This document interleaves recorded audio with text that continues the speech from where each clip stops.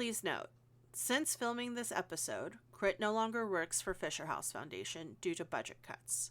The stream team still quote-unquote exists, but no longer has the backing of Fisher House Foundation. Please still support Fisher House Foundation and what they do for the military and veteran communities, especially during this turbulent time. You can donate via their website at www.fisherhouse.org. Thank you. Hello and welcome back to After the Table, a TTRPG podcast. 'Tis I, your host and hopeless charity case, Shelly Von Miller. This episode is a special episode. It's a special one because we are part of a week-long podcasting initiative to highlight charities called Podcasthon. From March 14th to the 20th, podcasts from around the world will be talking about and to charities that they hold near and dear to their hearts. Here at After the Table, we are highlighting the Fisher House Foundation. I've done several events raising money for them, and if you haven't seen it, it's called Rolling for Fisher House. You can go check it out on YouTube. All the links are going to be down below. This episode, we have some of the people that you might have seen or know from the actual play community and Twitch spaces. Welcome to the table, Crit and Prax from Fisher House's Groundbreakers team. Hi, y'all. Hello. I want to go off the bat and shame the person who actually works for Fisher House not wearing Fisher House merch, while the people who just do it for free. Strong too. Why do it when you guys do it for me? You guys do it so well. You really do. You're rocking it. I said I'm in a Goku chair and a Vegeta shirt, and I'm very happy. So let me live my life. Well, for those who don't know who you are, let's do introductions. So my name is, as Shelly said, Crit or Daddy Crit or Spencer. I work for the Fisher House Foundation. I am the wrangler of the digital youth in this world, and I keep these people in line and doing great. I'm just here to help them however they need help to do what they do to make awesome content for a great charity. So that's my role essentially, is to get out of the way and let them do what they want to do, and give them information on what we do and help out however I can. And I am just happy to be here with the amazing Shelly Von Miller and Prax. But the amazing Prax. You're right. The amazing Prax. Sorry. Yeah. Oh, hey, that's me. We'll get into that. Prax is amazing, so here we go. Okay, well, I appreciate that.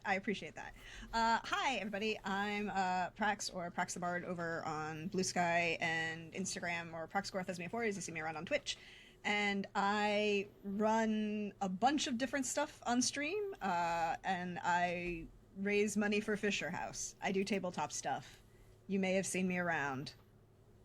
Hell yeah. Well, I kind of want to get into the tabletop and, specifically, how did y'all get into TTRPGs? What's your origin stories?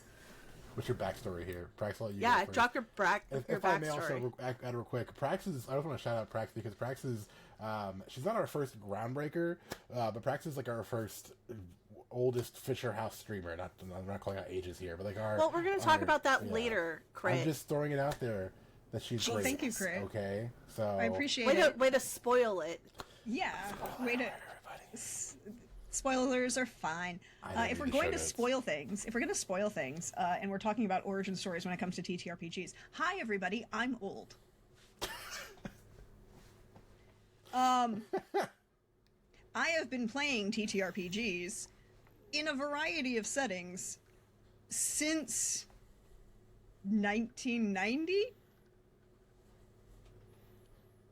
Partially because I have a lot of older cousins, and I'm a military brat. So I hang out with a bunch of older people who are older than me. Do you want to know how much fun it is to be, 6? And being told, hi, there's this thing. Do you want to play an elf? You're going to go stab this guy. I'm like, great! I'm going to stab them. Hard. We need you to stab more people. It's like, okay. I roll dice, and now we have fun. And then came Vampire the Masquerade, and then came a lot of more interesting, deep, dark things. So yes, I've been playing TTRPGs for a very long time. That was 5 years before I came alive, so that's awesome. Anyways, so Crit. Thanks, Thanks, Crit. Thanks, Crit. Yeah, no worries. Yeah, thanks, Crit. Happy to be here. Hey, I am great. I got into TTRPGs as most people did with D&D, and I got into it when I was like 13, I think, and I got into 4th edition, and it was like right in the beginning of 4th edition, and it was very much it was in the game store, and there was like 50 books on the shelf, and I was like, man, this game is huge. Why are there so many books? And there was like a long spiel to me about how this is the worst edition in the world. Don't play it. And I bought it anyway because it was great. I traded Magic cards in to get it. So and then I started buying all the books afterwards. And yeah, I basically started with my friends and I playing the typical high school route of, all right, I'll see you at your house on Friday at 6 p.m. and I'll leave your house at 6 a.m. And that was the way to do it. And I eventually just became our default DM as we rotated it through. And that's the source of the name Daddy Crit in general. Since then, I've played a variety of different TTRPGs. I don't think as many as you guys have played, honestly, but I have played a variety. I mean, mostly recently I've been playing Pathfinder 2nd edition, is my grittier go-to than the D&D 5th edition. I do like D&D though, still. But yeah, just played a lot of games. I've liked all of them. I did not like Fate. I have to say, I'm not a big fan of Fate because I played Fate before. So, not a big fan. That's a controversial take yeah, right hot there. take. I don't know. It started off hot. I have found with Fate that you need the right GM because otherwise the mechanics of Fate can be not to my taste. But then again, broad, I think, for me. it's not just broad. Well, here's a question. Hi, we're going to get into TTRPG theory. Sorry, you have a nerd. Welcome to it. Welcome. Game theory, hell yeah. There is multiple hours of me and my academic friends having this conversation. So the question is, there is this thing called the Forge. Hi, we're going to prove how exactly old. And this theory that came out of both the Forge and slightly before it about the three types of play. Are you a gamist, a narrativist, or a simulationist? Fate is a narrativist game. Yeah. With simulationist mechanics that most GMs ignore. Okay. Maybe that's why. And if you're a gamist or a simulationist, yeah, you need a GM who's going to engage with those simulationist mechanics. Okay. I think it was. We can get into the nitty gritty of that. But I think it was the GM problem. I'm just gonna. I Probably. think it was. I'm curious. This Fate was just everything was all over the place. So. That's probably true. That's my origin story. Is a lot of DMing over the years, and I think that I found that the system doesn't matter as much as what you do with the system that you're in. As people wanted to play like different systems and different rule sets and things, and I found that like you can usually squeeze what you want into existing systems and just change the names of things. So I mostly stuck with D&D and Pathfinder for most of those years. I've had friends who wanted to play Star Wars, and I'm like, we'll just call this guy a Star Wars name instead, and it'll still work. Just make it imagination. It's all imagination anyway, guys. Come on, what are we doing? So I'm not buying more books. Leave me alone. Leave me alone. You're like, too many books. Too many books. No such thing. It's true. I just got another TTRPG book today. Oh, what did you get? The day that we're recording this. I got the new Pendragon. Ooh, Pendragon 7th edition? Or 6th edition. 6th edition. Yeah. It's their new adventure that's coming out. Whenever this is recording, whenever we're recording this, it comes out that Thursday, but it's already out whenever this is. In Past Land, it's coming out soon. But at Future Land, you've had it for a while. Yeah. It's called the Savage. It's Savage. Now my brain's. Oh, here we go.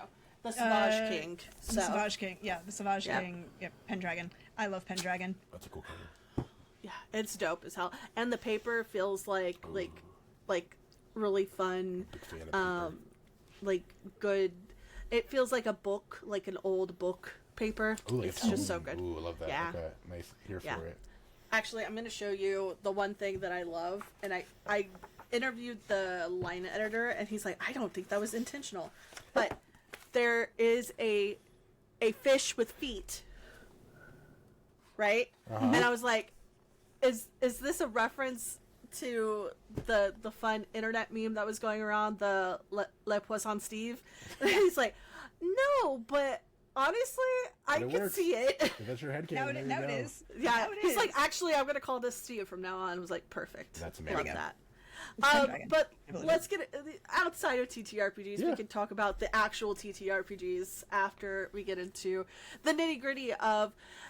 So, Crit, what is Fisher House Foundation for those who don't know about the charity? Fisher House Foundation is a top nonprofit in the United States. Let me read the script for you. No, it's a top-rated nonprofit in the U.S. that serves military families going through a medical crisis. Basically, we build Fisher houses, they're called, all over the country and all the world. Technically, we have 2 in the UK and 1 in Germany, and the rest are all here. We have 97 here, so 100 total. We had 100 last year, and we're on the road to raise that number every year. But we build the houses. They are anywhere up to 20 suites, so they can serve 20 families at once.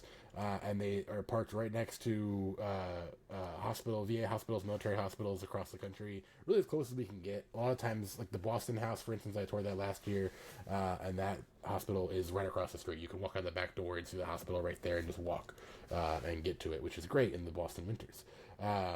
So that is a really nice perk, is that people can stay at the Fisher House for free while their loved one's going through care. So if anybody is military or veteran, active duty or not, they can utilize the Fisher House either for themselves or for a loved one.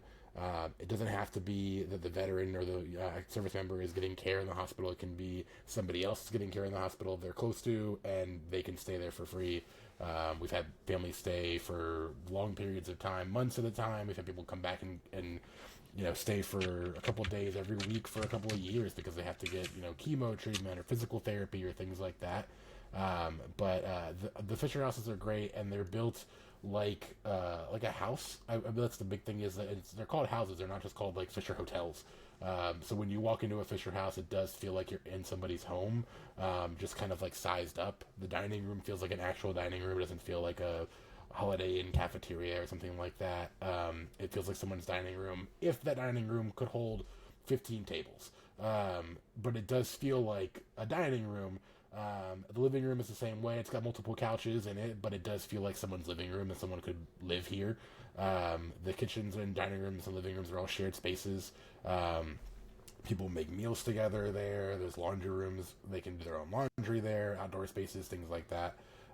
So we really encourage them to utilize the spaces and make themselves at home, and it allows them to come together and really, share an experience and support each other, and, build a community and connect together as families who are going through different things and can support each other. So it's great, and they're great. We also do hotels for heroes. If there isn't a Fisher House, the hospital you're going to, you can use our Hotels for Heroes program, which uses donated hotel night stays to put you up with some of our partner hotels. Hero Miles also helps you get to where you're going on flights if need be, to help cover those costs. We offer scholarships and grants for other nonprofits that support the military or students and spouses who need a scholarship. So we do a lot of different things, but our big thing is, go figure, Fisher houses. So I mean, how important is it to provide this housing? I mean, for those who are like, oh, it's just like a temporary house, it's like, no. Yeah, good question. Yeah, it is crucial. I mean, it really, there's so many people who have told us that the reason they're able to get the care they need is because they can stay at a Fisher House. Even if, let's just say they're not even using the Hero Miles program, even if they're just driving.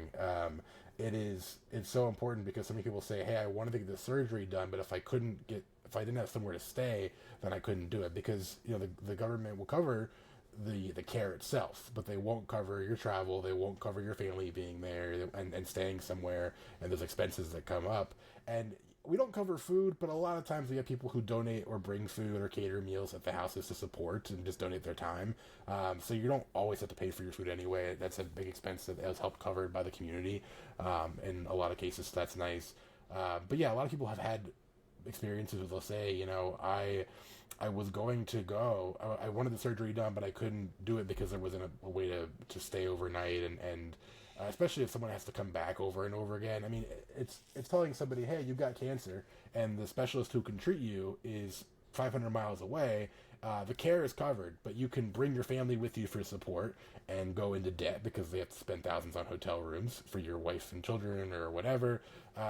Or you can leave them at home and you can be alone during the scariest time of your medical life. So, what would you prefer? And we just figured that's not a really good choice to make. So Fisher House kind of fills in that gap. Yeah, I think I've read the statistic on the Fisher House website. It's one of housing is the most even if your medical coverage is paid for, just housing alone, like hotels or like temporary rentals, if you're doing like Airbnb, that can put you in debt. Oh yeah. Like if you weren't in debt before, you are now in medical debt or Right. some sort of debt before. You're like, I'm maxing out credit cards because I have to stay for a month, 2, 3, whatever. Right. So I think I think it's great what Fisher House does. How did you get involved with Fisher House Foundation? I just kind of got looped in by my current boss. That's pretty much. I was doing streaming nonprofit work at another organization on a contract basis, and that contract expired, and we were doing well over there, and I got a call and an interview and a request to come over here. So, and it was a great organization and a great opportunity, so I decided to hop on over and do this. So, and I've met some great people. 2 of them might be here. We'll see by the end of this thing how I feel about them. Wow. So, Wow. they know I love them, for the record, listeners at home. They know I do. They're 2 of my favorites. So, they're like in the top 15 at least, you know? So, I mean, That's fair. well, 15 and 16. Fair. Who Thanks. knows which one's which? So, Wow. you gotta keep them competitive, you know? You gotta keep them competing. Wow. Anyway, sorry. The Groundbreakers, whenever, because I've heard of Fisher House Foundation for years, because, hi everyone, a little fact about me, I was in the military for 8 years, active duty, I lived in Germany, I have seen the Fisher House Foundation at Landstuhl, so I've just seen it, I've never been in there, I've just seen it, and I've seen the one at Fort Hood, I've seen the one at the VA hospital in Houston, the VA hospital in Dallas. So I've seen what Fisher House does. I did not know how it got started until I was approached by another streamer friend who's not here, unfortunately, but we're talking about TTRPGs, so they don't do TTRPGs. That's fair. That's fair. But whenever I got looped in, I was like, oh, cool. I didn't know about the Groundbreakers stream team. I had known about other stream teams that were from charities before. So how did the Groundbreakers get started? And what has the reception been by Fisher House of the Groundbreakers team? So Groundbreakers got started as my brain baby? No, pet project? What's the word I'm looking for here? Brain baby is a good word. Brain baby is a good word. Yeah, brain baby. My brain Prax is like, no, don't say that. I don't like that. Usually the term is brainchild. Brainchild. Thank you. That's what I'm thinking. The Groundbreakers itself. It's 3 years old is now, fairly so, yeah. young. It's 3 years old. Brain toddler. Yeah. Okay, so my brain toddler being the Groundbreakers. Where's Webster's at? I need to coin a word real quick. Merriam. We need a Webster? thesaurus. Merriam. I need Merriam and a Webster here. One of the two. Yeah. So yeah. Anyway, my brainchild was Groundbreakers, and it was essentially I think the main thing for me was that I wanted a way to involve people who wanted to be involved, but not in an exclusionary way that a lot of other organizations do. I don't want to obviously put anybody down for anything they do in their organizations, but other charities have ambassador programs that work well and are accomplishing the goals that they want to accomplish. But I think what happens is that you run into the issue of we have 12 of the masters every year, and either we rotate them out to get new people in, or we're stuck with this, or we stick with the same 12 people. And so we're not getting fresh ideas in as often, or we're not able to, or if somebody wants to keep staying in for next year, they have to get rotated out to make room for somebody else, and then we hurt feelings and things like that. And I just didn't like that. And I wanted to make it more open. And more broad in a way that allows people to be a part of it. And I mean, the big thing, I think, you guys tell me if I'm wrong, but the big thing that really speaks to people is we offer bonus rewards or alternative rewards for fundraising. They're both wearing them right now. I'm not wearing one, sorry. You get t-shirts, and everybody gets a hoodie, but you can get a Groundbreaker hoodie if you're a Groundbreaker instead of the General Fisher House hoodie. Prax is actually wearing the original one that we don't have anymore. It's limited edition now. You get Bricks plushies. We'll get into Bricks later, I'm sure. But that's my real brainchild. But we offer bonus fundraising rewards. But I think the biggest thing people seem to enjoy is our quarterly calls, where we actually get to talk about and plan together for the year. And that was a big thing, was I wanted a way to engage people who said, hey, you know, I like supporting charity, as most streamers do, I think. I like supporting charity, but as opposed to bouncing around different charities, I like to support one charity, if not all the time, then a little more often, and like be more involved in it. We don't require anybody to just stream for us or stream on a schedule. I'm very of the mind that you guys make content and have a community. Why would I ever put my toe into that water that I don't have anything to do with? That's just making it messy and getting my toe funk in there. So we're not going to do that. But that was the main reason, was to get people involved and create a more open community of people who said, hey, I want to be more involved. Let me get involved. And we said, okay, that's the way to do it. And as a token of appreciation, let's make some cool merch, stuff for you guys to bring home to show that you're part of the team as well. So that's kind of where it's come from. Reception internally has been good. I mean, people enjoy the Groundbreakers. You guys have had some awesome ideas, and really been able to come up with some cool stuff.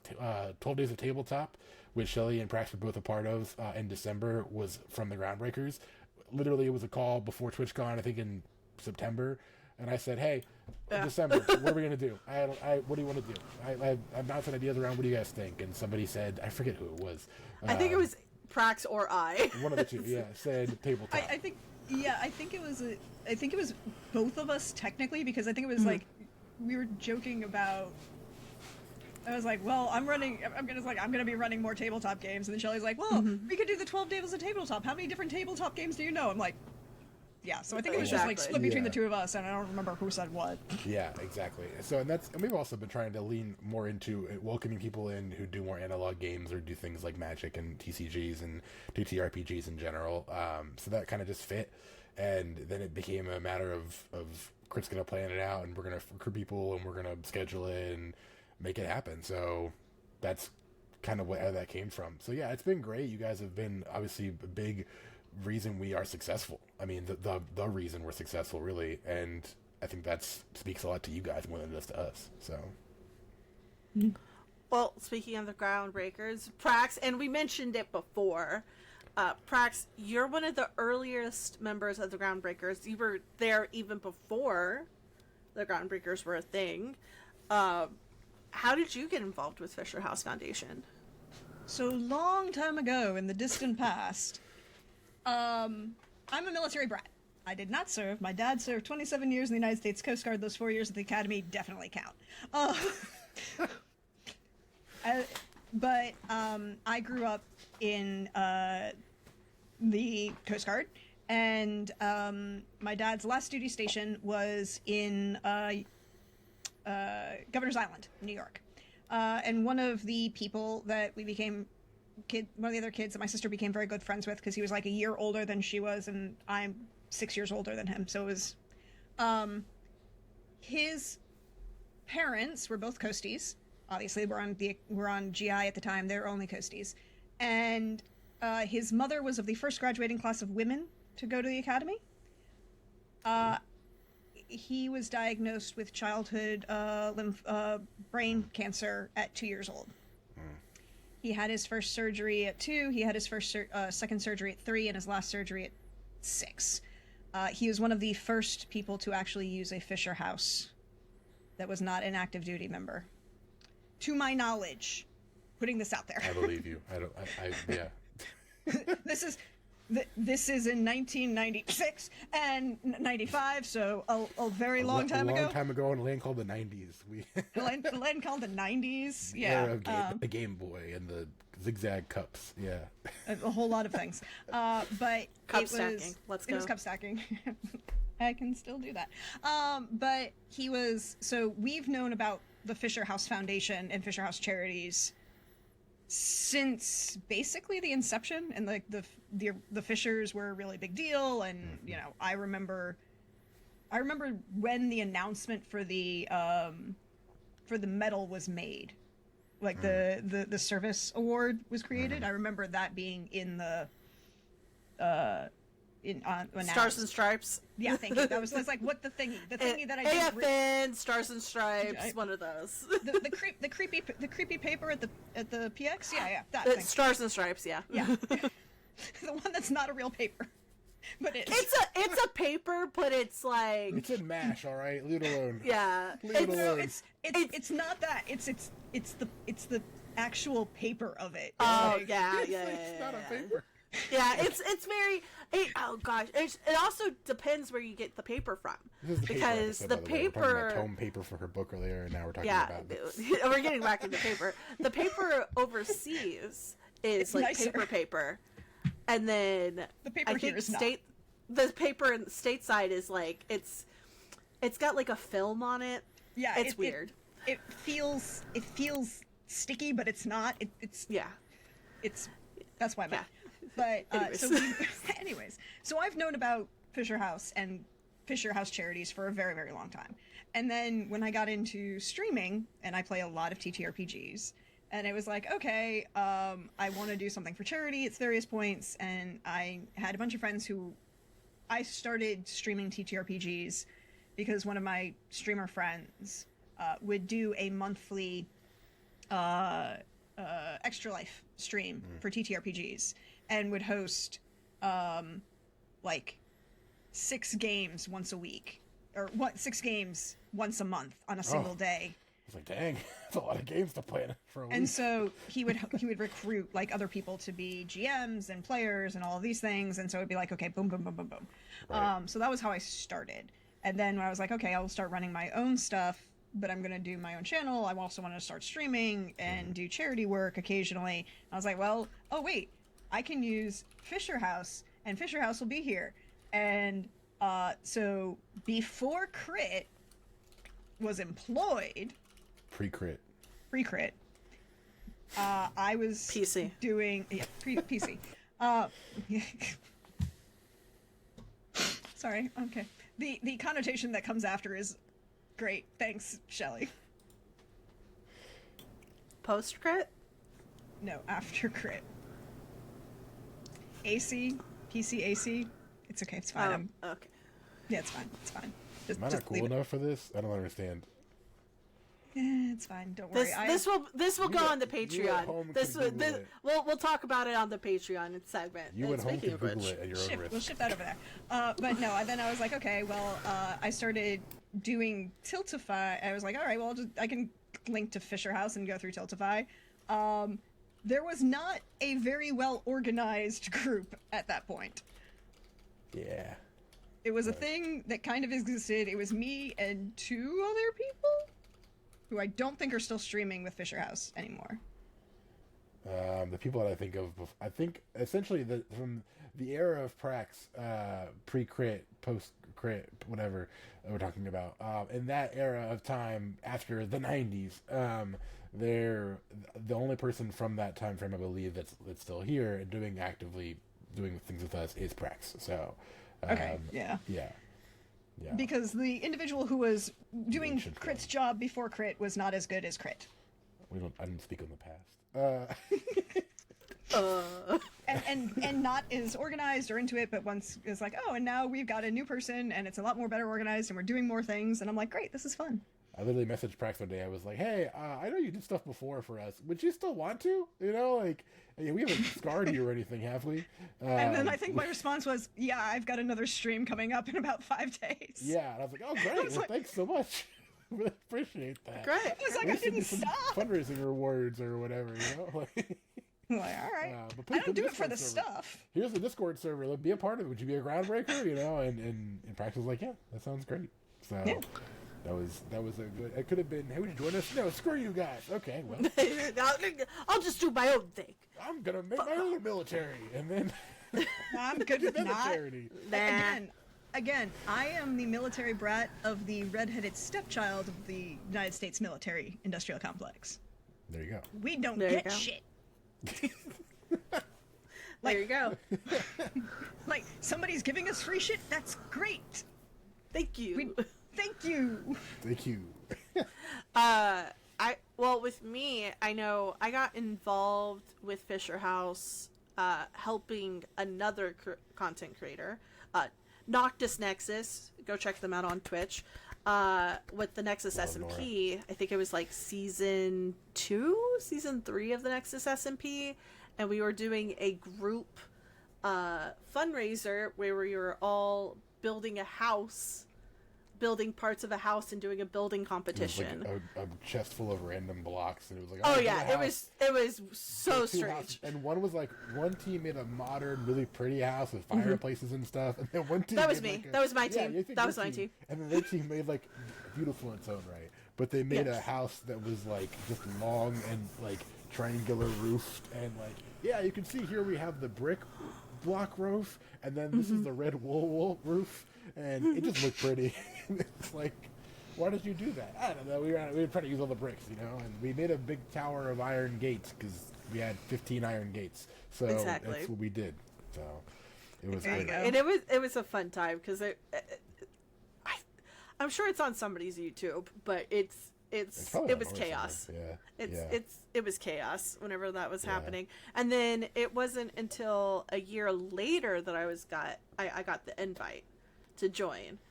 And I was like, okay, sure. And I know with you, Prax, you're one of the first people to do TTRPGs to raise money for Fisher House Foundation. So I was just like, hey, I'm here. I'm going to do the same thing, but I'm just going to do something else.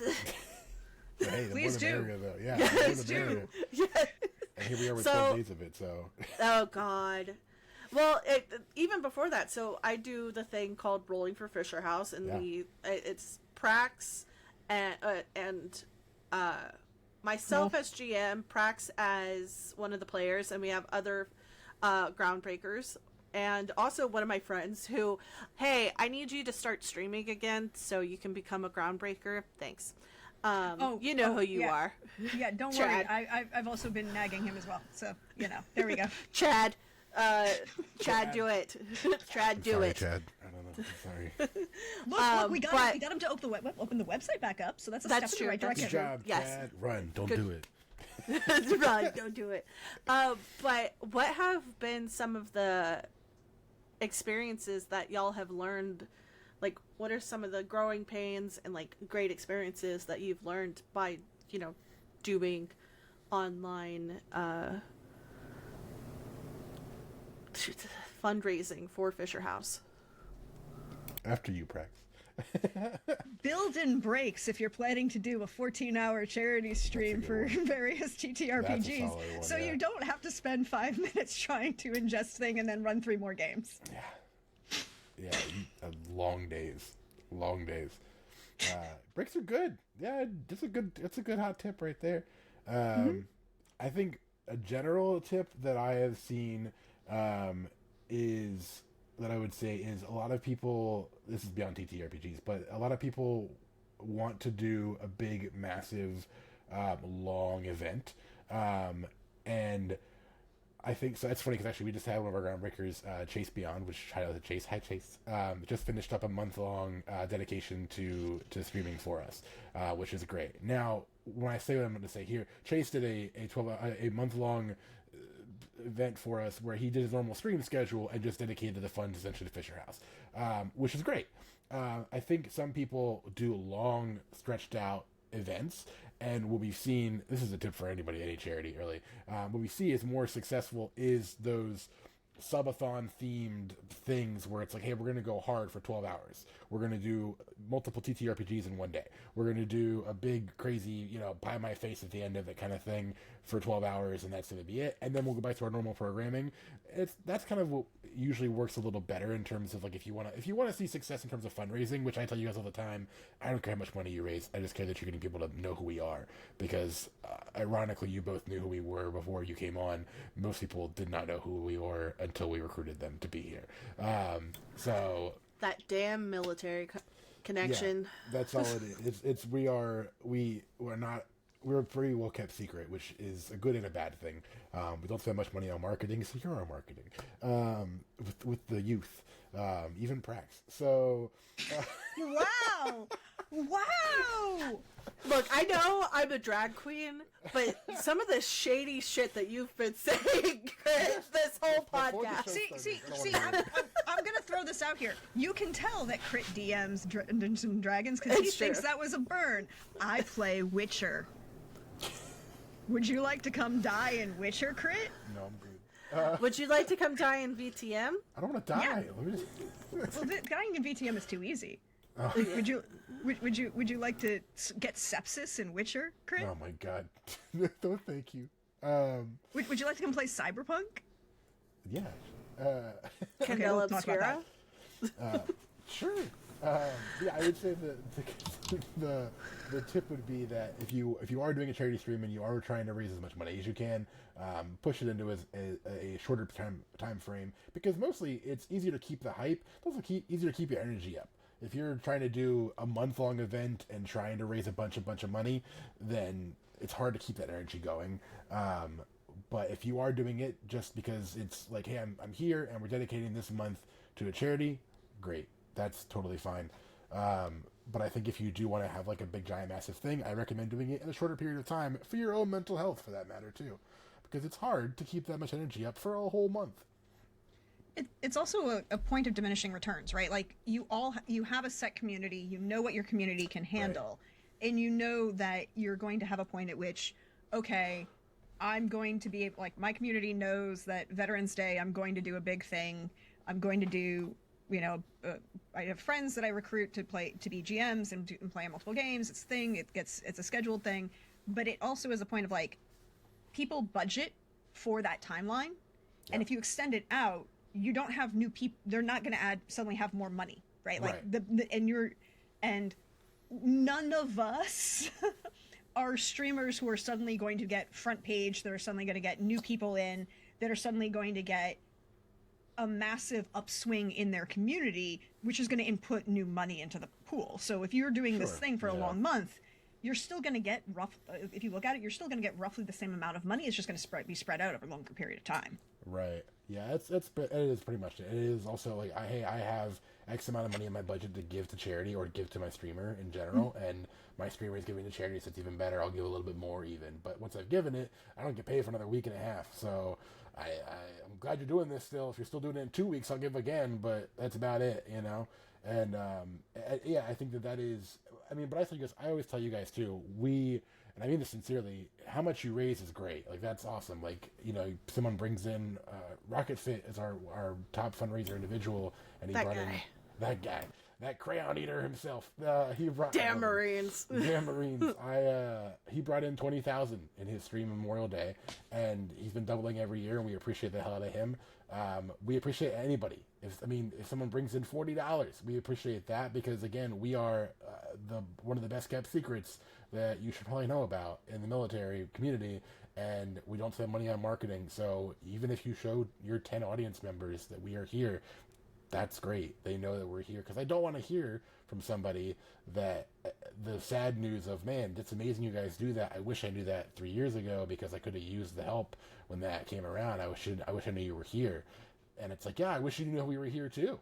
We'd love to have helped you, but you didn't know, because we're doing a great job being a great nonprofit and not spending money on a bunch of ads. So, that's any amount of raised is great. It is the messaging getting out is awesome. That's what that's also the Groundbreakers being, is that you guys, I not to speak for you, but you're a part of the community, so it's not just on your mind when you're raising money, it's on your mind in general, you know, and I've seen both of you wear your hoodies and your t-shirts just randomly throughout your streams, even if you're not raising money, and Bricks is always living in the background anyway, so that's also, it's for real estate, so Eric and Tim and Eric friends out there. There you go. There's your house right there. That's my brain toddler. There you go. Speaking of your brain toddler, because Bricks was not a thing. No, God no. Whenever Fisher House got started, this is a specifically Groundbreaker thing. What did that pitch look like? It's like an ongoing pitch. It is that Bricks is my.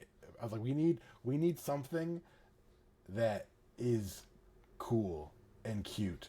I want something cool and cute, and that was like my pitch. We at Fisher House, we're very much not like, we don't lean into the combat piece, we're more into the family and medical piece of military, of course. And I was trying to just brainstorm a mascot, if you will.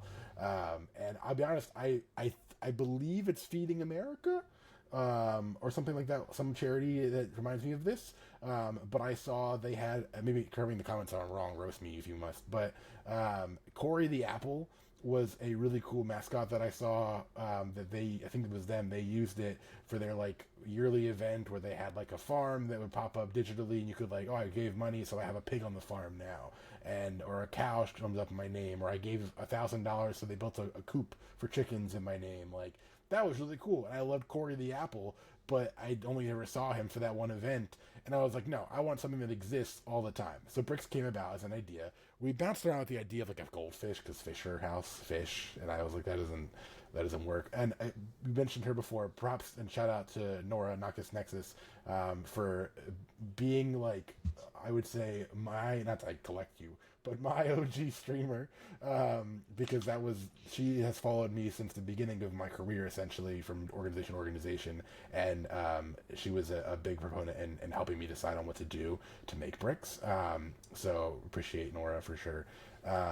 And one of the things that we liked about the idea of a plushie bricks was it kind of just like came together as we were making him.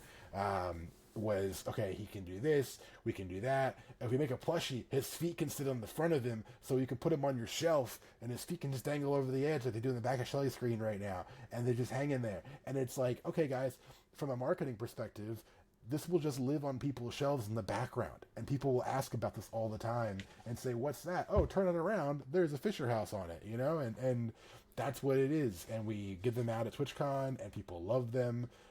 We give them as fundraising rewards. We've done donation rewards for events with them before. We have stickers and pins and keychains and buttons and lots of different things.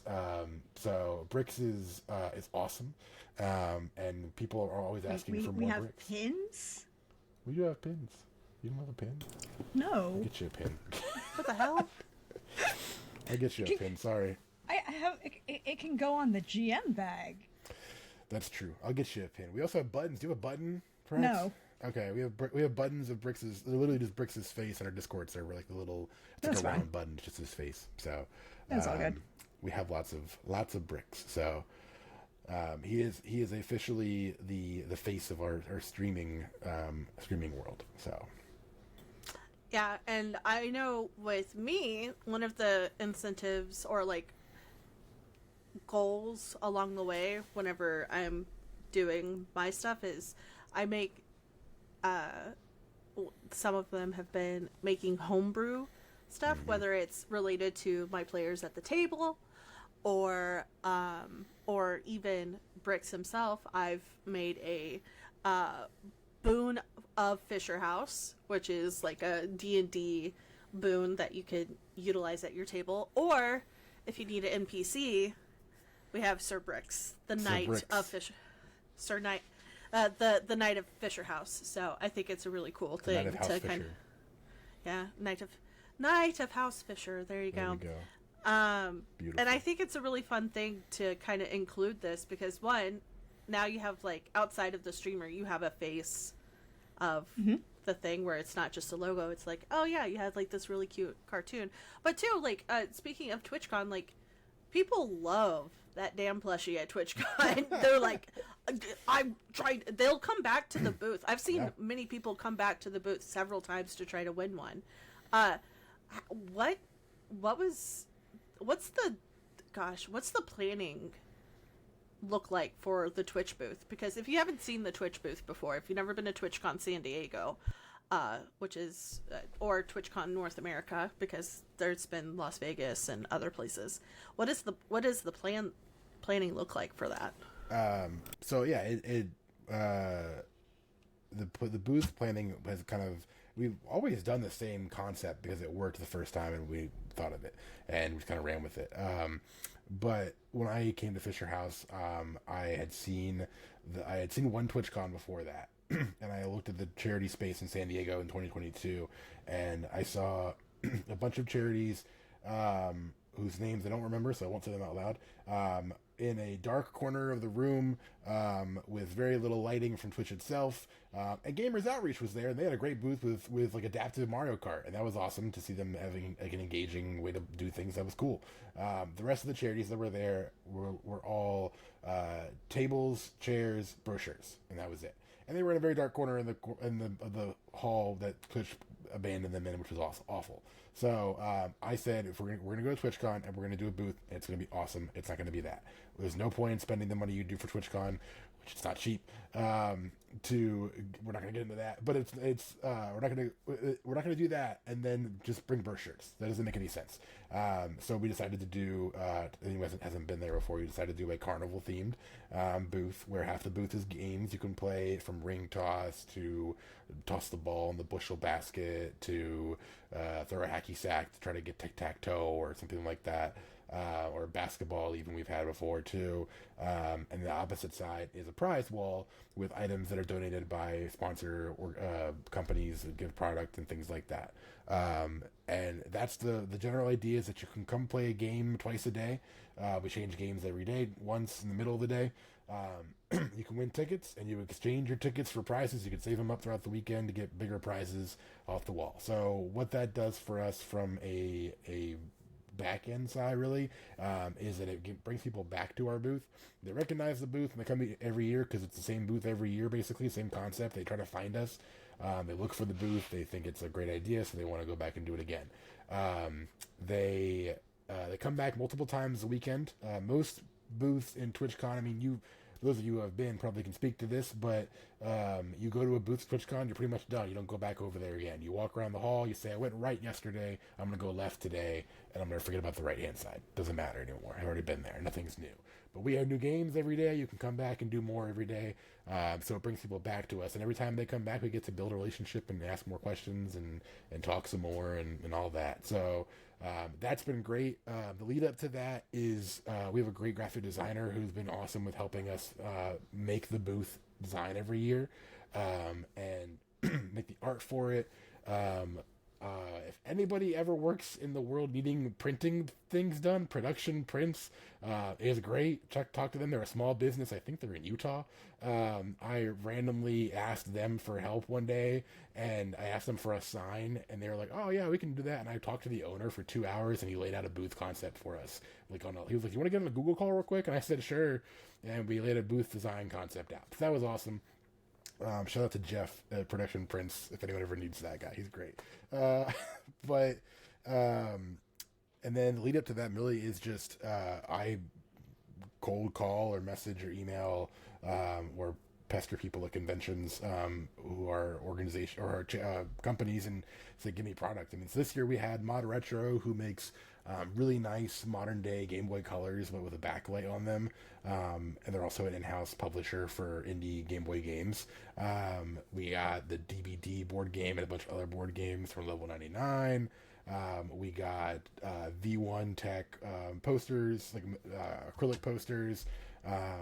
We got Logitech stuff. Logitech's been a big partner over the last couple of years for us. They're just doing great. So we had a lot of awesome things for the wall that essentially bring people back, and then they learn about who we are, and then we bring them back, I think, at that point. So it kind of catches their attention of like, how do I get the Game Boy? come back tomorrow. Okay, cool. And then tomorrow I recognize them and I talk to them, and so does the team, and they recognize us, and we build that relationship. So, and then we just throw bricks plushies in the crowd, and they love it, and they Oh, I've seen it. It's like a bride's bouquet toss. People are full on elbowing to get a bricks. In 24, I just watched Game of Thrones for the first time in my life. Don't judge me. And I was just yelling out to people to bend the knee before I give them a bricks, and people were doing that, and that was awesome. There's video somewhere of me, who will bend the knee? And there's like a bunch of people on their knee for bricks. So see, now we need a Sir Bricks, because that would make sense. I know. We need a Sir Bricks. Give him a little sword. Yeah, a little sword, a little helmet. Yeah, because we have him as that. I'm just saying, there is an emote. True. That's true. There you go. No. Cheaper, better idea. Crit. I heard cheaper. You already have, because it's going to cost too much to make a new design, to make a new scruffy, to make a whole thing. You want to know what would save money and be instantly as better as accessories? Go the Build-A-Bear workshop route. Just like a string, like a plastic cord or a little him. Velcro. You can sit a little Velcro on the hat. I love Velcro work on his fabric, but I think that I like. Okay, all right, sorry. But I like. Speaking from personal experience. I like the concept though. I like the Build-A-Bear approach is nice. I like that. Build-A-Bear bricks. Get all of your different bricks bricks designs. Santa hat for him. That's a good idea. Oh, Santa hat. And then even better. Meetings. Here we go, guys. Here we go. This is what happens at Groundbreaker meetings. And then you can start getting badges for each of the different branches and adding them to your bricks. There you go. Oh, yeah. Speaking of events that we do over with Groundbreakers, every year we do Battle of the Branches. Yeah. 2 years in a row. 2 years in a row. Well, I think first year it was the Army won. Yeah, Army won. And then Rocket and all his friends blew the Army out of the fucking water, and Marines won. No. I want Shelly. The Army was in the toilet. Up until Rocket went live, Coast Guard was #1 by a mile. Damn it! Oh my gosh. I was single-handedly holding Team Coast Guard steady. Let's go. And Rocket went live. I was like, well, fuck. You see the pop-up, Rocket Fit went live. We're not talking shit about Rocket Fit. No, not at all. The man is fucking phenomenal for what he does. So But there's a difference between me and him. Have you seen that mustache though? I don't know. Same. It's the same. It's like it would have been me holding down the Army if I think I was doing something around that time. So I was just like, it's just the mustache. That's what bringing the dollars. Yeah, it's true. Mustache. It's the mustache, and he's wearing the barely there shorts, lifting weights. Just we know exactly what it is. Yeah. It's the sweet smell of the crayons. That's all. Yeah. The smell of crayons and Elmer's glue in the morning. Look, we talk shit about the branches all the time. It doesn't matter. Like my family were a bunch of Navy and Marines people. They make fun of me all the time because I'm one of the only Army people. And I mean, I had an uncle, whenever I was in basic training, would send me postcards, and on the back, because you can see what's on a postcard, he would put, "Go Navy, beat Army," while I'm in basic fucking training. So, that's funny. Yeah, I did a lot of push-ups. A lot of push-ups. I did a lot of push-ups. But okay, speaking of events that we've done, last year, December 2025, this was the first time we did 12 Days of Tabletop, which, like you mentioned before, was just a random thing that we threw out there during a quarterly call. But for those who don't know about 12 Days of Tabletop, we did TTRPGs, TCGs, and I think some people might have done some board games. Mm-hmm. And we helped raise money for 12 days from December 12th to the 23rd. 23rd, yep. And there was a different person who kind of led the day. I did 2 days. Prax did God knows how many. 2, 3. I ran two and played in one, so I think that. Yeah. So you were at my table. You were at my table for one day where we played. Because we always do for Rolling for Fisher House because it's just easier. We always do D&D. Then y'all were like, "Hey, we don't want to play D&D," and I was like, "Okay, fine. We're playing Hometown Holiday, you motherfuckers." Bet we're doing Hometown Holiday. And so it was a great time. It was basically like Star Trek. It was basically Star Trek. It was great. But I played a legally distinct Vulcan. It was fine. Legally distinct. But the three of us kind of put our heads together to make this kind of happen. And, I mean, it was a lot because we had sponsors, we had streamers who were not part of the Groundbreakers come and join us. Prax, as a GM, what does your process look like for doing all that? So, and then Crit, on the Fisher House side, what does that prep look like? Because you're getting because we had 3 sponsors who were giving away things, and like we did giveaways and all sorts of stuff. Yeah. Let's start with Prax, and then we'll end with you. So for me, it was actually easier because it's like, wait, I only need to run one game? Okay. I'm running 2 1-shots as I turned to my friend. Legitimately what I did is once I knew it, because I was like, hey, Crit said, we're going to do this. This is the period of time. I'm like, great. Hold that thought. I called my friend who is really hard to get a hold of, but I love playing with. I'd be like, hey, Greg, pick a day. Which day in here do you want? Great. This is the day. Hey, Crit, I'm shotgunning this one. Right. I've got that one done. Because then it was like building up. Greg. Full disclosure, you can go look up, there is a series that I played in this game series. It was a Witcher game. It was very dark and twisted. Unfortunately, that is currently Schrodinger's Sorceress sitting over there. Where literally it was a great game, but because of certain things that happened, there was a scheduling conflict, and we have not been able to play for 5 years. And I managed to get almost everybody that was in that game for the one shot. So I was like, I love that. That's amazing. I was like, all right, we're playing Witcher. We're going to have fun. It'll be great. It's going to be fun. We're going to have We're going to be fun. Basically, that was what it was. We're having fun. We're gonna. What day is your schedule least crazy? Great. Right. This is the day. Crit. This is the day we're playing. Sure. And then later was like, Crit was like, I need you to run an extra day. I'm like, great. Hi, other group of friends that we play Witcher with. Would you like to come play more Witcher? Would you like some Witcher in your life? And I was like, I only have to run 2 1-shots? This is easy.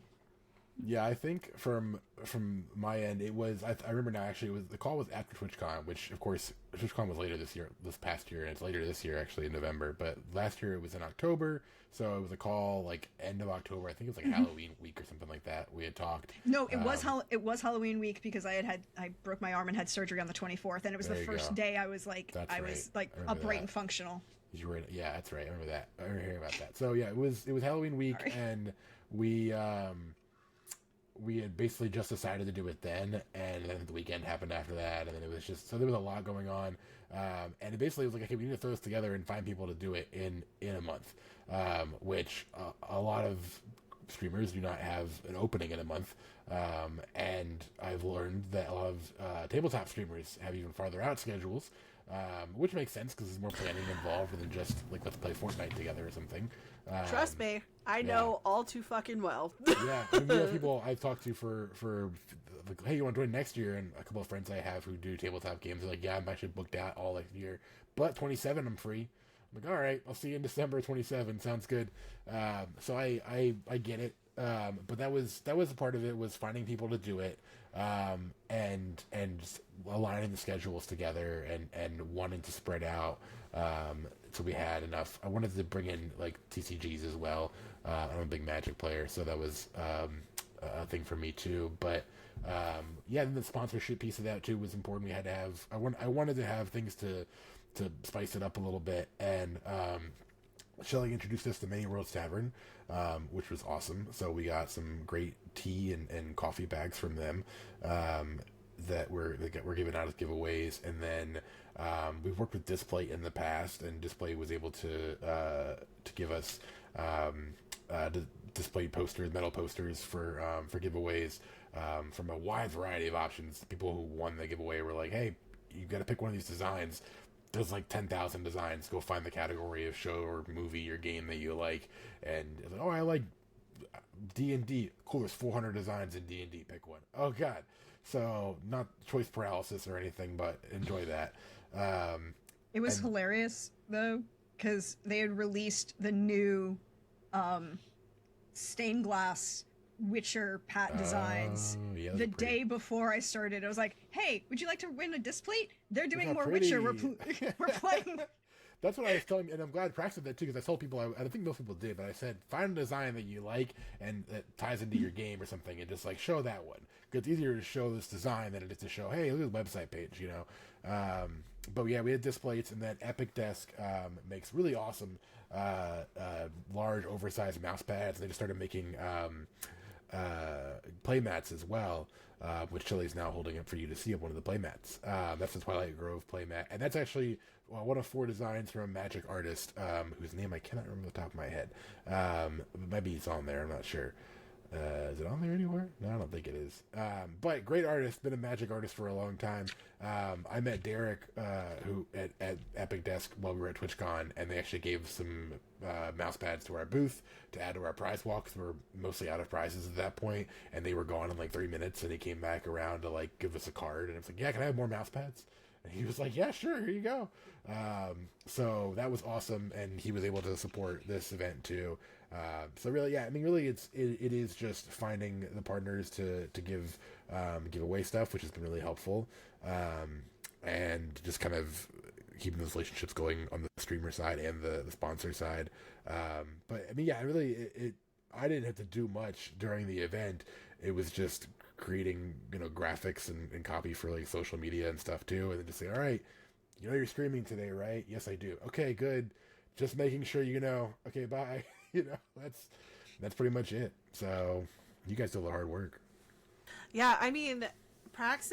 I'll mostly put this on Prax because they're the OG. But like Prax and I are like the only 2 people who do TTRPG stuff to raise money for Fisher House. Yeah. And the fact that it's 2 femmes repping the TTRPG space, raising money for an amazing charity is great. And the fact that you're like, Crit, that you're like, "Hey, yeah, this idea that you 2 have and that you've been doing, let's make it like a bigger thing and get other people involved." I was like, fuck yeah, hell yeah.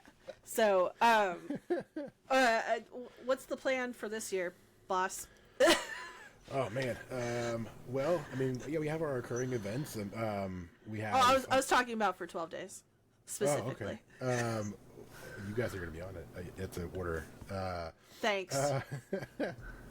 Give me a timeline. I've got like 6 people I have to call like now. Yeah. Don't put me on day fucking 1, Crit. You were a great start, though. Thanks. Kicked it off. I needed you to do that, so thank you for doing that. No, I think we'll probably do a similar time, because it worked out well to have a not like, I don't like doing events on Christmas or anything, because a lot of people, I mean, it's not the only holiday, of course, but it's the predominant American holiday, let's be honest. And I don't want people to have to like, I think there is some relative, or some comfort, I guess, in having somebody, "Hey, I don't have any plans for Christmas. I want to watch something, a streamer that I'm a part of the community on Christmas." That is helpful. But I also would hate to make somebody quote unquote work. I mean, if you're playing a game and you're having fun, I think there's still work involved in that, but it's also a lot of fun.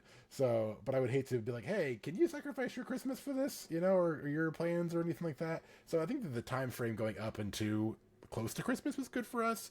It also meant that I didn't have to work on Christmas, so that was great. But yeah, that's the time frame is probably gonna be the same thing. 12 days is probably gonna be the same thing too. I mean, ideally, we get enough people who want to do it that we have multiple events on the same day, on various days. That would be great. Even if it's like, hey, you can watch any of these multiple creators today who are doing XYZ games. The graphics will look a lot more crowded, but I can make it work. Canva is a wonderful thing, and Hashtag not sponsored. Hashtag not sponsored, but not sponsored. But hey, if you want to sponsor us, Canva, thanks. Canva, hey, what's up? Hey. I love you. Sponsor Fisher House Foundation. It's a charitable write-off, even though you're in Australia. Oh, really? I didn't know that. Yes. Okay. Yeah, they're an Australian-based Canva. brand. Canva. Yeah. I can't do it. Yeah, Canva. So Canva. Crit, how are you going to stalk Clause My Cause so that we can get that tied into 12 Days of Tabletop? That's a process. I like it though. We're in the process. We'll work through the process. Is all I'm gonna say. Okay, good. But no, it is. I'd also like to get like more things. Like I'd love to see custom bricks dice. Would be really nice to have. As look at Prax's eyes light up. I'd love to have that. I spoke with a couple of dice sponsors for potential donations, but I mean, I'm sure you guys know if you're not Chessex, most dice brands are small and small businesses. So there's a lot of Wait, Crit. Chessex is yes a small. There are a couple that you could go haunt. Have you not been to PAX U? I have not. Oh, speaking of PAX U, I was shilling the fuck out of Fisher House for PAX U. Stickers with my number on the back of it to people. Yep. Okay. Full so on. So the answer is we need to have a booth PAX U, at PAX U. We need to have a booth at PAX U. I will work the booth. I will volunteer now to work the booth at PAX U. I will volunteer to work the booth. Oh my god, I'm being That would be fun. More work I here. will even volunteer to go to Philly again. Oh man. For this shit. That's a sacrifice. Technically, it should only be 3 hours on the train from my house to Philly. There The you go. last That's not time bad. I went to PAX U in 2019, I was stuck on the Amtrak in New Rochelle for 5 hours. Oh god. I take a plane because Texas doesn't believe in trains anymore. Automobiles though. Automobiles. No planes, just trains and automobiles. I will not drive that far by myself ever that's again. fair. I don't believe it. I drove in 2019 to Canada by myself. Never again. It's a long drive from Texas. It's a long fucking drive from Texas. And it wasn't even from Houston. It was from DFW at that point. And I was just like, I hate it here. I will never do this again. I hate it here. I hate it here. Not Canada. I loved Canada. Oh, sure. Just my body was just like, I hate it here. What are you Right. doing? Yeah, plans for this year, I would say, are I'd like to be, doing bigger would be great, and having more people on board would be awesome. And then I think just having more support from the sponsors would be great too. I'd love to get matching donations, obviously monetary. We're a charity, so like money's good. If we tell people all the time who give us stuff. I'm like, hey, thank you for the stuff. Do you have money as well? Look, when I was at PAX U, they're like, do you want money? I was like, I don't work for them. That is something you got to talk to Crit about. But hey, do you want money? Like, here's Crit. I was like, sticker, contact. If you want to give stuff, great. Please talk to Crit. I don't want to carry it back. And also, here's a sack of money to give to Crit. Well, no, not money. Things. Just things. But they're like, do you want money? I'm like, I only volunteer to raise money for Fisher House. I do not work for them. I cannot. Here's contact information. Have fun. Right. I am not going to be legally responsible to donate money for you. Look, Crit, if we go to PAX U, I can introduce you to, like, a bunch of different publishers. It's true. Like Chaosium. Or Darrington Press. Or Telsorian. Or Telsorian. Yeah. Or the fun that it... Yeah. Crit, do you want to die to Mike Pondsmith? I was always dying with you. Why do I have to die every time? Why can't I just live? The joke with Mike Pondsmith is he kills more characters than any other GM in history. Why can't I just live with Mike Pondsmith? Why can't I just live? Who knows? I'll break Because it's cyberpunk. Or I mean, not obviously not this PAX East, but maybe next PAX East in Boston. Yeah, or whatever. I go to Boston again too. Yeah, We have explored. I'm planning on going to PAX East anyways. So We have explored the PAXs in general. Like, PAX East we've been to before, but mostly the determination essentially internally has been that going to PAX and like mingling is great, and like meeting people is great, but having a booth at PAX doesn't service as much, just because if we're gonna have a booth somewhere, it's gonna be TwitchCon or DreamHack, just because it's more creator focused, and the booth serves as more of a recruiting tool than an outreach tool, I think. But going to like a PAX Unplugged or going to like other PAXs in general, or other cons are not out of the question as long as Crit has the time to do it. So, but true. Those are all good options. Or if my or a panel talking about raising money. You could do a panel. Because here's the thing, despite what you think, there's a lot of creators that go to these PAXs. Oh, I know, like, I get creator badges to PAX, thank you PAX, all the time. It's just the ratio is a little off. That's the only thing for us. Yeah, but the panels, we submit a panel request every year to TwitchCon when we go, and we don't get in. So we've tried. Talk to Twitch about it. I don't know. maybe Gen Con. Gen Con? Maybe. Just saying. If you want to see Fisher House at a con Put near ones you, in the chat. Wrong thing. Dang it. yeah, Sorry. right. Put it in the comments. Yeah. Or email scovey@fisherhouse.org. There you go. Literally was just giving out stickers. The day prior to me flying out for Unplugged, I was writing your name on the back of all the stickers that I got from you, and I was giving them to people, and I said, hey, by the way, if you want to contact the guy that actually works for Fisher House, here you go. I should have brick-shaped business cards. Exactly. They're like, oh, this is amazing. I was like, yeah, and it's a sticker, so you can put it wherever you want. Wherever you want. So, I mean, what are some ways, and Prax, you would probably know too, what are some ways that TTRPG or just creators in general can get involved with Fisher House Foundation? Stalk them in a deep corner and just get your tiltify. I'm sorry, it was basically. I can't. I mean, like, I know that I get a bunch of people every year because, again, military brats and military folk find each other in deep dark circles, and you're like, oh, why are we having so much fun? Oh, it's because you were a military brat too. It's fine. 4 of my best friends in TTRPGs are also military brats.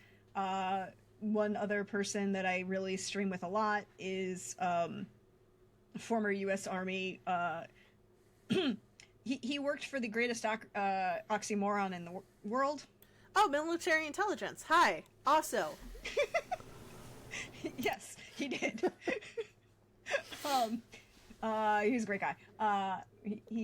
But it's a bunch of people through him that are working through that stream with him, and do a bunch of other people who are former military, and then one of the other really big people in my community who every year of his own volition donates a prize to my Fisher House streams.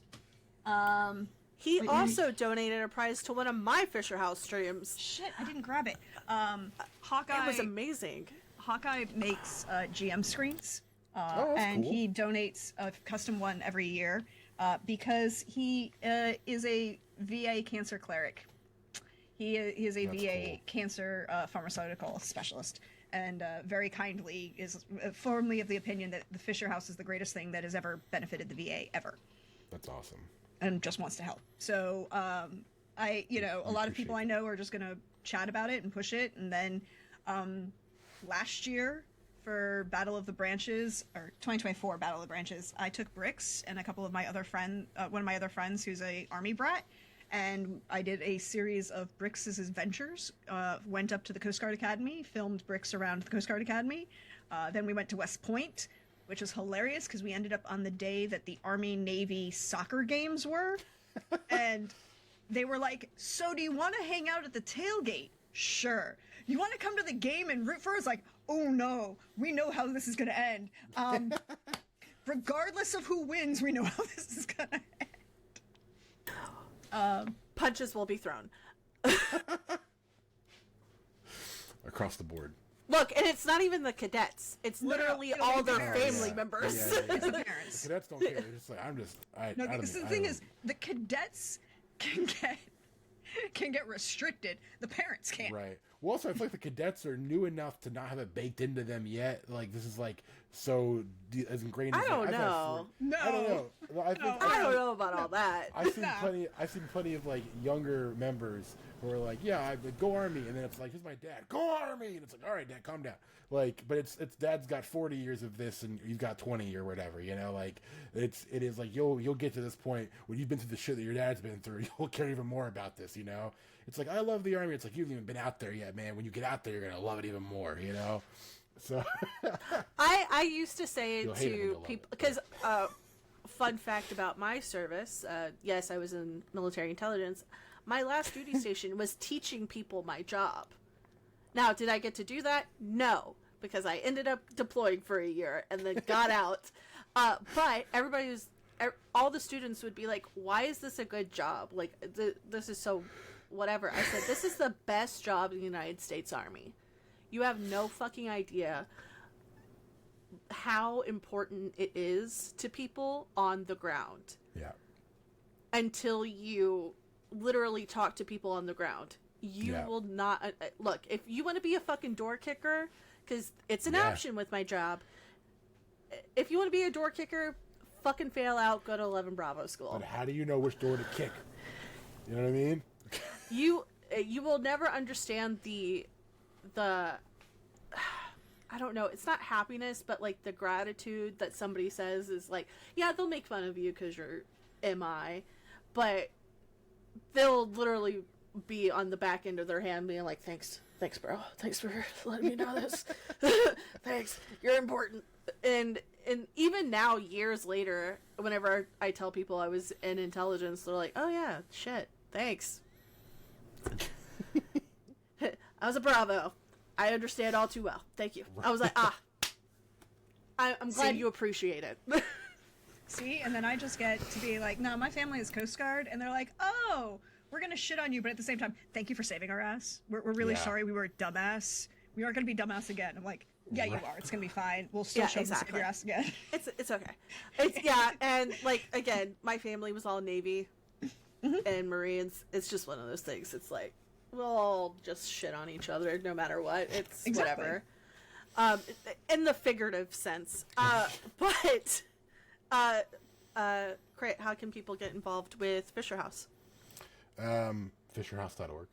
Fisherhouse.org, and ways to get involved is the tab. I believe the name of the tab is called, and scroll down, you'll find streaming. Or you can go to our Twitter page as well. We're working on a Blue Sky and a Threads potentially. But yeah, that's the main way is to. I really we're on Tiltify. That's the main thing. People ask, how can I get involved? And it's literally just, how do you already get involved? What do you do for other charities? What do you do, like, what have you seen done? And it's like, oh, I've seen people use the Twitch tool. We're on the Twitch tool. I use Streamlabs charities. Okay, we're on there too. And we're not there. We use Tiltify for our planned events like Battle of the Branches and 12 Days of Tabletop and things like that, but we don't make people go to a certain platform to fundraise, because again, it's very much your content, your community, your show. Why would I dip my toe funk into it? And that's the best way to say that is just wherever we are, where you're streaming and fundraising at, we're there already. So get involved that way. And then if you want to be a groundbreaker, then the requirement to be a groundbreaker is to stream twice in a calendar year for us. And that's it. That's all you have to do to be a groundbreaker, and then fill a little Microsoft form out on our link tree, and that's it. So once you do that, you're a groundbreaker, and we are happy to have you. And look forward to more fundraising. So, but yeah, whatever channels you're already on, we're there. So, whatever works best for you. Amazing. Well, this is the part of the podcast where I say, plug your shit, tell the people where to find you, to include Fisher House Foundation. FisherHouse.org. Yeah, I mean, FisherHouse.org is the main way. We're on every social media platform as Fisher House, and then FHF Streaming is our Twitter and future social handles as well. Fisher House Foundation, so FHF Streaming. We have a Discord server that you can join as well and be a part of, and yeah, Google Fisher House and we're there. So, Prax. For me, you can find me as Prax the Bard over on Instagram and Blue Sky, and you can find me as Praxagorthesmiophoria on both YouTube and Twitch. And I stream most days, and at least once a week we have TTRPGs, and come hang out and watch what I get to do to my players, and watch my players absolutely kill it and be all the emotions all the time. The best spelling Praxagorthesmiophoria. See, the The link I've spelled it so many times. The great part is that link will be down in the show notes. In the but here's the great thing. It's in Greek, and so there's no weird combinations of letters. It's exactly the way it sounds. That's true. Praxagor. That's how you gotta do. I can spell it by heart now. I've typed it so many times. Yeah, I just put Prax. I just went Prax, and it'll show up, and I'm like, pre-fills perfect. now. Yeah, fair. Yeah. Well, you can find all their links down below, but speaking of finding people on the internet, you can find me everywhere on the internet at Shelly Von Miller. Because branding's important, and I don't feel like handling 20 different spellings of my name. Plus, like, at Shelly is probably taken at most places. Speaking of that, you can find me on Patreon, where we're going to go do the Patreon exclusive segment Table Sets with these two. If you want to get with that, you can help us out by becoming a patron at $7 a month at whatever tier, or you can have it all at $25 a month. Or if you don't want to throw money at my way and you want early access to the podcast, but you can't get table sets, become a free member. You get a monthly homebrew, a monthly newsletter, early access to the podcast, and so much more. All that to be said, I love you guys very much, and I will see you on the internet. Goodbye!